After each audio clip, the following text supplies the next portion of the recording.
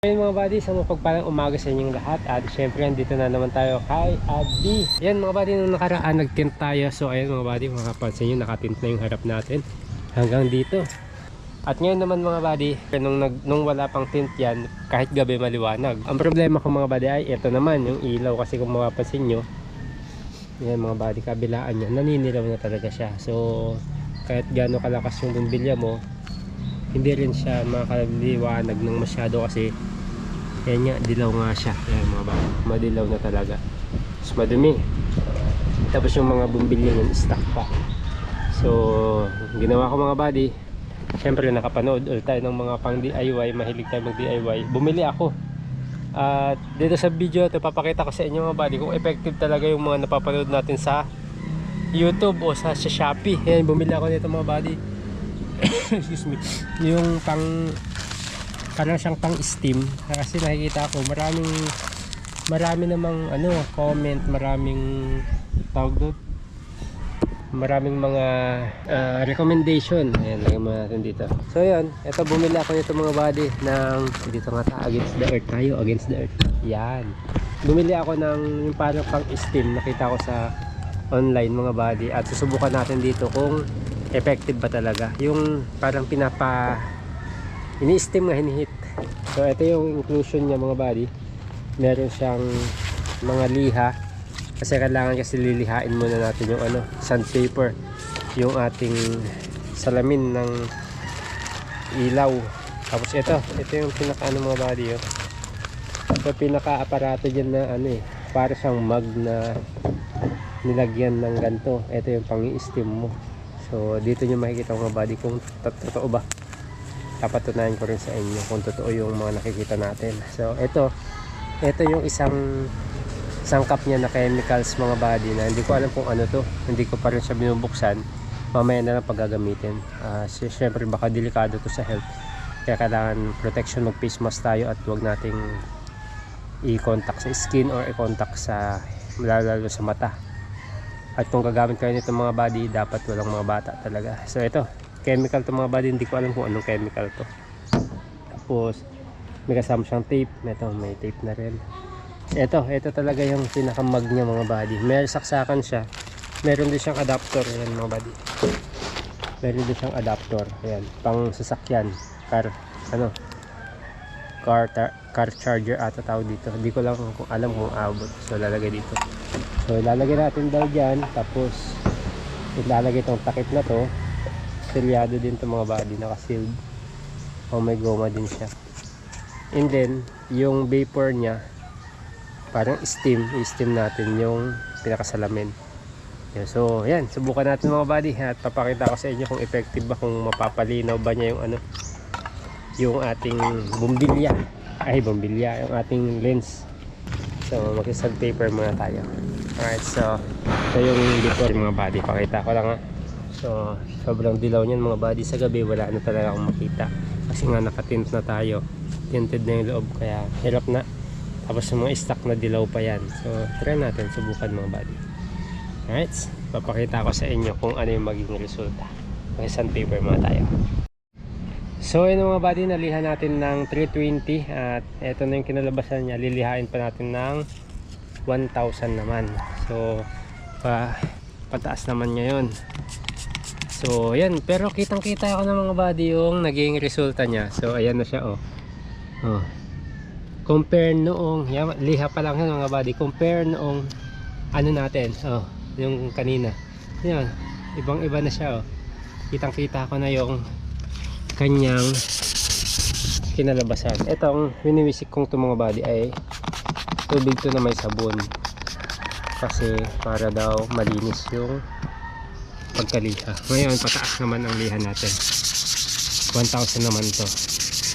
So yan, so kanina niliha ko, hindi ko napakita mga buddy, talagang nilalabas niya yung dilaw. Ngayon puti na kumbaga tanggal na yung unang layer. So ang nga lang, pumuti siya pero yung parang malabo kasi nga siyempre na sandpaper natin, nalihan natin, parang siyang malabo, para siyang ma-fog ganun kasi nga na sandpaper siya. Pero pumuti siya, natanggal yung dilaw. So kanina 320 pa ganun lahat, ngayon naman 1,000 pa ganyan. Tapos last nating susubukan yung pang steam kasi nga ano daw yun daw yung magbabalik na parang clear talaga siya. And so tsaga-tsaga lang kaysa bumili tayo ng isang bagong set na ganito mga buddy. Yan, madilaw pa siya oh. Isang set nito ay 4,500 sa Shopee. Magsubok muna tayo kasi napakalaking tulong ito mga buddy. Isa sa pinaka-importante sa daan, ilaw. Alright, ayan lang muna mga buddy. Update ko kayo mamaya pag nalihan na natin. Alright mga buddy, yung sandpaper natin ng 1,000 punasan na natin ng malinis na basahan. Kailangan malinis na basahan mga buddy, yan, bago natin siya i-steam. Oh, pumuti siya mga buddy, ma-fog nga lang. Siguro ang tatanggalin naman nung steam ay yung fog. At sana mga buddy, sana effective. Ayan, ayan o. Okay, gamitin na natin to. So gamitin na natin to mga buddy. Sa buddy meron siyang car charger at hindi ko lang alam kung aabot. So kailangan paandarin ng sasakyan. So yan mga buddy, abot naman siya. Yan, yun, abot. Tanggal natin takip. Yan, sa ito doble ingat ng mga buddy. Actually hindi ko rin alam kung anong chemical to, so kuha lang tayo ng face mask para sigurado.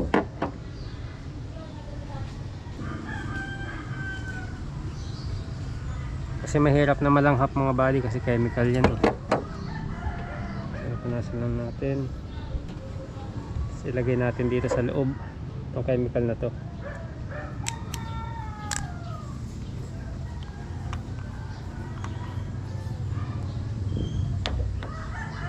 Selyado pa.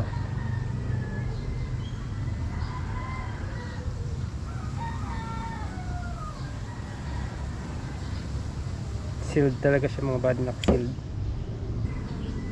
So lagay natin.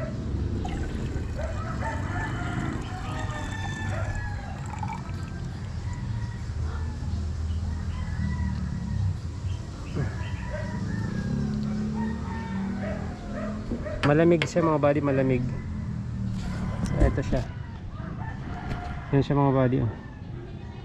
Kulay blue na medyo malamig siya. Malamig sa kamay yan, nalagay sa kamay ko. Yan, kumukulay siya. So takpan natin. Yan, so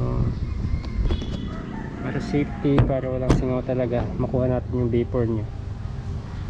Lagyan natin ng tape ng paligid para sigurado lang ba.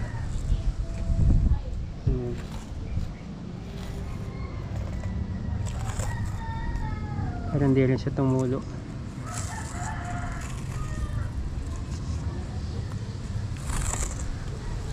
Yan. Yan. Yan mga buddy. Sana gumana. Then switch on lang natin yung susi. Wait lang mga buddy. Ano mga buddy, nakaandar na si kabsat. So ito, hintayin na lang natin siyang uminit ng at least 5 minutes daw. Init ko, sana gumana. Tingnan natin yung muso niya kung may pinubulo siyang vapor. Hintay lang tayo ng kahit mga 5 minutes. Baba muna natin. Mga buddy, patay lang natin itong makina. Pero hindi yung radyo syempre. So yun, may nakikita na akong usok na lumalabas sa kanya kanina. So yan, meron na siyang parang usok mga buddy. So didikit natin dito. Sana maging worth it. Yan mga buddy.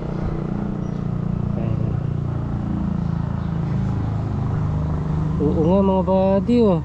Naging clear siya oh. Ang galing. Hindi pa malakas yung usok niya mga buddy, pero ayan na oh. O, tignan nyo. O, naging clear. O, satisfying siya tignan. O, ayan o. O. Yun mga buddy. Totoo talaga.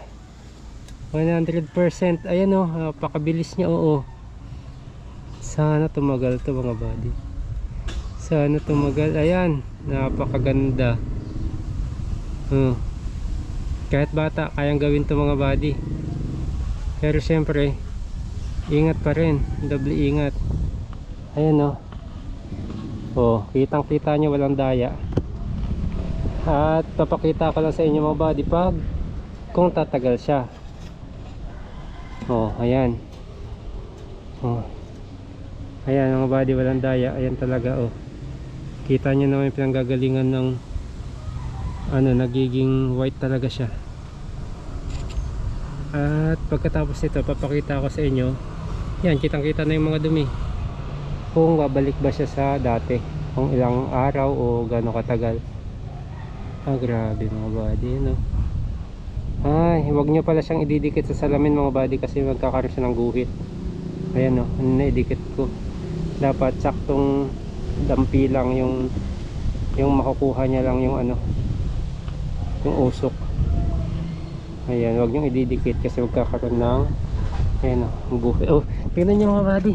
Ayan sa gilid side. Grabe ang linaw. Totoong totoo. Ayan yan yung steam nya. Sana tumagal at hindi siya kumupas agad. Kitang kita na yung loob. Huwag nyong ididikit sa salamin mga buddy, kasi yun yung nagkakaroon siya ng guhit. Yung parang fog nya nawala na. Yung parang pinagbakatan ng liha ng sandpaper nawala.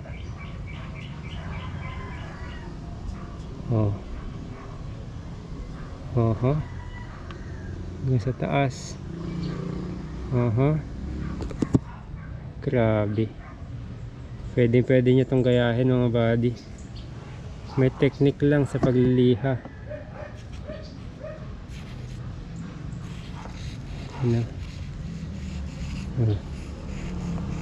Kitang kita na yung dumi sa loob ng lens. Lahat lang ng portion dapat malagyan nyo para pantay yung linaw. Yan na yung linaw niya mga buddy.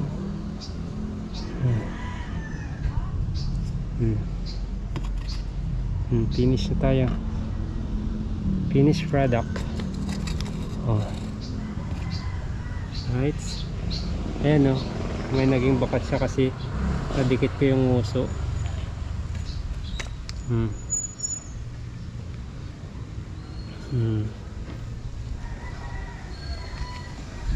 Papakita ko sa inyo mga buddy. Ito walang daya to. Kilala nyo naman ako mga buddy. Papakita ko sa inyo kung gaano siya tatagal, kung mag-maintain ba siya ng ganyan kalinaw, at kung ano yung mga side effect nya. Sana hopefully mag-maintain siya ng ganyang kalinaw. Yan, lahat lang ng portion mga buddy, anhan nya, balikan nya yung mga spot na wala. So yan, halos ang bigat pa rin. Konti lang yung tawag dun na bawas sa kanya. So pwede nyo patayin ulit and then gamitin nyo ulit sa kabila. So inuna ko lang tong kabila mga buddy para makita natin yung result na mas maayos. Kasi ito hindi ko masyado siyang mga buddy kuha yung spot kasi nga mahangin. So na-recommend ko na siguro sa close area kayo mag ganito o walang hangin. Yan. So check natin, patayin muna natin mga buddy. Sayang yung battery natin. At the moment of truth, papakita ko sa inyo yung naging difference. Patayin lang natin yung battery. Yan. Baka naman malawbat tayo. So yan, ganito yung dati, ganyan kadilaw, at ngayon ay ganyan na sa ka-clear. Ang grabe, parang bago na oh. Ang galing. Oh. Tignan nyo mga buddy yung pagkakaiba. Oh, ngayon clear na siya. Ayan oh. Oh, walang daya yan ha. Oh. Wala na yung parang foggy niya. Kita na yung loob. So ayos. So babalitaan ko kayo mga buddy kung gaano siya tatagal o kung babalik ba sa pagkadilaw o ano pa man, mga ilang araw o kaya maghapon o basta mga buddy update ko kaagad kayo. Pero ngayon napatunayan natin effective siya kasi yan talaga.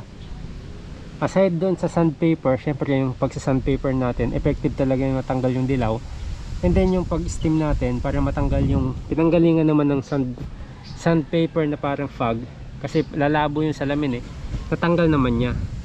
So siguro much better to kung i-polish pa siya, lagyan ng buffing compound o kung ano yung nilalagay, mas kikintab siguro to sa, kung baga advisable to kung sa mga walang pang buffing, pwede nyo gawin to. Yung alternative ito, yung pang steam. Pero yan nga, sa akin satisfied naman siya. Ang galing, ayan oh. Nawala yung dilaw niya at saka yung parang foggy niya. So ayan, ayos mga buddy. Ang galing. So kung saan ka pala nabili itong product na to, mismo kung saan ka binili tsaka yung chemical, lalagay ko na lang dyan sa description mga buddy, o dyan sa baba sa comment section. Alright, so para kung sakaling gusto nyo mag DIY, gayahin nyo. Pero siguro mga buddy, antayin nyo muna yung review ko dun sa kung ilang araw, at least palipas tayo ng mga ilang araw kung babalik sa dati, para hindi rin masayang yung pera nyo kung sakali gusto nyo gayahin. Yan. At kung gusto nyo magpalinaw ng mga headlight, pwede nyo akong kontakin. Ayan, ako na lang. Yan mga buddy. So yun na, okay na siya eh. Before and after. Before, after. Oh yeah. Alright, goods.